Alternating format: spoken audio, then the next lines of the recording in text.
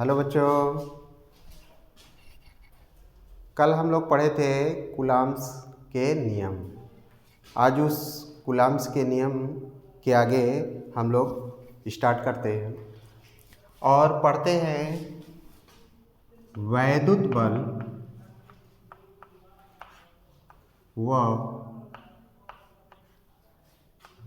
बल व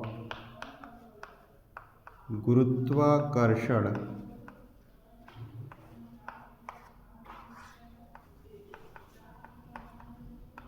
बल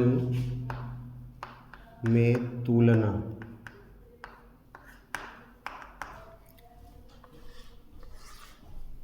कूलम्ब के नियम से ये देखा गया कि वैद्युत आवेशों के बीच में एक वैद्युत बल लगता है। चूँकि जब आवेश होंगे तो वहाँ पे उसके द्रव्यमान भी होंगे और जब द्रव्यमान होंगे तो उनके बीच में गुरुत्वाकर्षण बल भी लगते हैं। जैसे हम लोग 11वीं क्लास में पढ़े हैं न्यूटन के नियम से। तो अब इन दोनों बलों की हम तुलना करते हैं और बलों में देखते हैं क्या डिफरेंस होता है और कौन सा बल बड़ा होता है और कौन सा बल छोटा होता है। तो इसके लिए तुलना करने के लिए हम लोग लेते हैं दो इलेक्ट्रॉन और उनको वायु में हम 1 मीटर की दूरी पर रख देते हैं। 1 मीटर की दूरी पर। चूँकि इलेक्ट्रॉन है तो इलेक्ट्रॉन पर कैसा चार्ज होता है? नेगेटिव चार्ज होते हैं। ये ऋणावेशित होता है। इस पर आवेश कैसा होता है? ऋणावेशित होता है। तो ऋणावेशित है तो इन दोनों के बीच में वैद्युत प्रतिकर्षण बल भी लगेंगे। तो वैद्युत प्रतिकर्षण बल। अब इलेक्ट्रॉन है तो इलेक्ट्रॉन का अपना एक द्रव्यमान भी होगा। हम लोग जानते हैं इलेक्ट्रॉन पर आवेश कितना होता है? 1.6 इंटू 10 के पावर माइनस 19 कूलम्ब। और इलेक्ट्रॉन का द्रव्यमान मास ऑफ इलेक्ट्रॉन कितना होता है? 9.1 इंटू 10 के पावर माइनस 31 kg। ये दो इलेक्ट्रॉन 1 मीटर की दूरी पर रखे हैं तो इनके बीच में वैद्युत बल भी लगेंगे और साथ साथ इनके द्रव्यमान होते हैं तो गुरुत्वाकर्षण बल भी लगेंगे। अभी इन दोनों बलों में हम तुलना करते हैं तो दोनों बलों को हम लोग निकालते हैं। तो कूलम्ब के नियम से कूलम्ब के नियम से क्या? वैद्युत बल बराबर क्या होता है? K into Q1 Q2 by R²। K की वैल्यू क्या है? 9 इंटू 10 के पावर 9। Q1 और Q2 क्या है? हमारे इलेक्ट्रॉन है और इलेक्ट्रॉन पर आवेश कितने हैं? 1.6 इंटू 10 के पावर माइनस 19। तो ये वैल्यू हम रख देंगे 1.6 इंटू 10 के पावर माइनस 19 Q1 हो गया और Q2 कितना होगा? 1.6 इंटू 10 के पावर माइनस 19। और दोनों के बीच का डिस्टेंस या दूरी कितना है? 1 मीटर। तो 1 का स्क्वायर।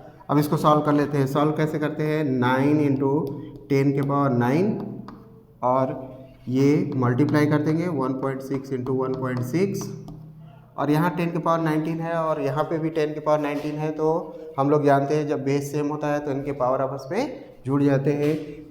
10 के पावर माइनस 38, यहाँ माइनस 38 है और यहाँ 10 के पावर 9 है तो इसको भी सॉल्व करेंगे।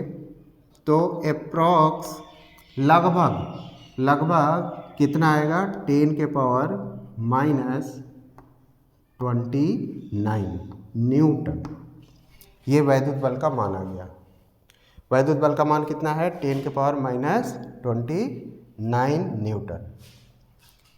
ये तो हो गया वैद्युत बल कूलम्ब के नियम से। अब गुरुत्वाकर्षण बल का मान ज्ञात करते हैं। गुरुत्वाकर्षण बल का मान क्या होगा? Fg बराबर capital G me into me by R²। चूँकि ये आवेश है तो इलेक्ट्रॉन के अपने द्रव्यमान भी होंगे, ये इसके द्रव्यमान हैं और 1 मीटर की दूरी पर रखे गए हैं। इस पर द्रव्यमान कितना है me, इस पर द्रव्यमान कितना है me की वैल्यू क्या है हमारा 9.1 × 10⁻³ kg। तो वैल्यू रखते हैं। यहाँ जी क्या है गुरुत्वाकर्षण नियतांक, इसकी वैल्यू होती है 6.67 × 10⁻11 इंटू me की वैल्यू क्या होती है 9.1 × 10⁻31 9.1 × 10⁻31 अपॉन r स्क्वायर, r की वैल्यू क्या है 1 मीटर। अब इसको सॉल्व करते हैं। सॉल्व करेंगे तो कैसे 6.67 इंटू 9.1 इंटू 9.1 इंटू यहाँ 10⁻11, यहाँ 10⁻31, 10⁻31, 10 के पावर सभी माइनस में है तो सभी जुड़ जाएंगे। तो क्या हो जाएगा 10⁻31 62 और ये हो जाएगा 73। ये भी न्यूटन में, इसको भी हम लोग लगभग में लिख लेते हैं अप्रॉक्स 10⁻73 न्यूटन। अब हमें तुलना करना होता है। जब दो भौतिक राशियों का आपस में तुलना किया जाता है तो हम लोग करते क्या है, उन दोनों को आपस में डिवाइड कर देते हैं। तो डिवाइड कर देते हैं, यहाँ पे डिवाइड करते हैं FE divided by FG। FE की वैल्यू क्या है 10⁻29 और FG की वैल्यू क्या है हमारा 10⁻73। तो ये ऊपर जाएगा, ये भी कैसा अप्रॉक्स में आएगा, तो ये ऊपर जाएगा। तो इसको सॉल्व करेंगे तो क्या आएगा, ये आएगा 10⁻29 इंटू 10⁻73। तो 73 में से 29 माइनस करेंगे तो ये आ गया अप्रॉक्स 10⁻43। माइनस करेंगे तो कितना आएगा 394 44 और FE इक्वल टू क्या आ गया हमारा 10⁻44 FG। यहाँ से हम लोगों को तुलना करने पर यह प्राप्त हुआ कि वैद्युत बल सदैव गुरुत्वाकर्षण बल से अधिक होता है। और कितना होता है 10⁻44। ये वैल्यू बहुत ज़्यादा होती है। इसका मतलब कि इलेक्ट्रॉन पे जितना आवेश है उनके बीच लगने वाला वैद्युत बल उनके बीच लगने वाले गुरुत्वाकर्षण बल से कहीं ज़्यादा प्रबल होते हैं। तो ये हम लोगों ने तुलना कर ज्ञात किया। इसको आप लोग नोट कर लो और समझ लो अच्छे से। ये कभी एग्ज़ाम में आ जाते हैं, एग्ज़ाम में और कभी पूछ देता है, तो ये हमें मालूम होना चाहिए। उसके बाद आते हैं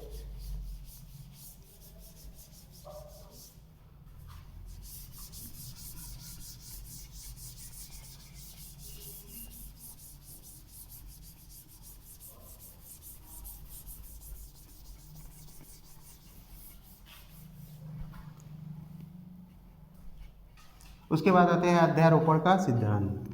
आवेशों का अध्यारोपण के सिद्धांत। अध्यारोपण का सिद्धांत क्या कर रहा है कि किसी निकाय में यदि अनेक आवेश हो, कोई हमारा निकाय है और उसमें ढेर सारे आवेश हो, तो सभी ढेर सारे आवेश हम मान लेते हैं Q1, Q2, Q3, Qn। तो Q1 पर इन सभी आवेशों के कारण लगने वाले बल का मान ज्ञात करते हैं। यदि कोई निकाय हो और निकाय में ढेर सारे आवेश हो और ढेर सारे आवेश होने के कारण किसी एक आवेश पर सभी आवेशों के कारण लगने वाले वैद्युत बल का मान ज्ञात किया जाए, तो तो अध्यारोपण के सिद्धांत से हम इसको आसानी से ज्ञात कर सकते हैं। तो अध्यारोपण का सिद्धांत क्या बोलता है कि किसी निकाय में किसी एक आवेश पर लगने वाला सभी आवेशों के कारण बल, वैद्युत बल, उन सभी आवेशों के अलग अलग वैद्युत बलों के सदिश योग के बराबर होता है। जैसे अब यहाँ पे Q2 के कारण Q1 पर एक बल लगेगा, चूंकि ये सभी धनात्मक है तो सभी में कैसा बल लगेगा? प्रतिकर्षण बल F12। Q3 के कारण इस पर एक बल लगेगा, इसकी दिशा होगी Q1 से बाहर की ओर 1, 3। Qn के कारण F1n। अब क्या है कि सबसे इन दोनों आवेशों के बीच में दूरी भी होगी, ये इसको मान लेते हैं 1, 2, ये R13, ये R1n। तो हम लोग Q1 पर सभी आवेशों के कारण लगने वाले बल का मान ज्ञात करेंगे। तो हम लोग जानते हैं अलग अलग आवेशों के कारण Q2 के कारण Q1 पर लगने वाला वैद्युत बल, तो वैद्युत बल क्या होगा? F12 वेक्टर, क्योंकि बल हमारे क्या है? सदिश राशि है। तो F12 equal to 1/4 pi epsilon naught Q1 Q2 by R12 का क्यूब इंटू R12 वेक्टर। ये होता है, पिछले क्लासों में हमने बताया था वेक्टर स्वरूप, जिसके अनुसार हम किसी भी आवेश के कारण किसी आवेश पर लगने वाले बल को वेक्टर के रूप में प्रदर्शित कर सकते हैं। इसी प्रकार F13 का वैल्यू क्या होगा? 1/4 pi epsilon naught Q1 Q3 R13 का क्यूब इंटू R13 वेक्टर। होगा कि नहीं? ये होगा। तो Qn के कारण Q1 पर लगने वाला वैद्युत बल F1n equal to 1/4 pi epsilon naught Q1 Qn R1n cube into R1n vector. ये सभी आवेशों के कारण Q1 पर हमने अलग अलग बल निकाल लिया। अब क्या करेंगे? Q1 पर लगने वाले संपूर्ण आवेशों के कारण बल, तो क्या करेंगे? इन सभी को हम जोड़ देंगे। तो Q1 पर कुल बल, तो कुल बल क्या हो जाएगा? F बराबर F12 plus F13 plus F14 plus dot dot dot F1n। ये हमारा वेक्टर स्वरूप में, तो ये सब हमारी वैल्यू है। F12 की वैल्यू रख सकते हैं, F13 की वैल्यू इसमें रख देते हैं, तो ये आएगा 1/4 pi epsilon naught Q1 Q2 by R12 cube into R12 vector plus 1/4 pi epsilon naught Q1 Q3 R13 cube into R13 vector plus dot dot dot, ये क्या लिख सकते हैं? 1/4 pi epsilon naught Q1 Qn R1n cube into R1n vector. तो ये आ गए Q1 पर सभी आवेशों के कारण लगने वाले बल का मान।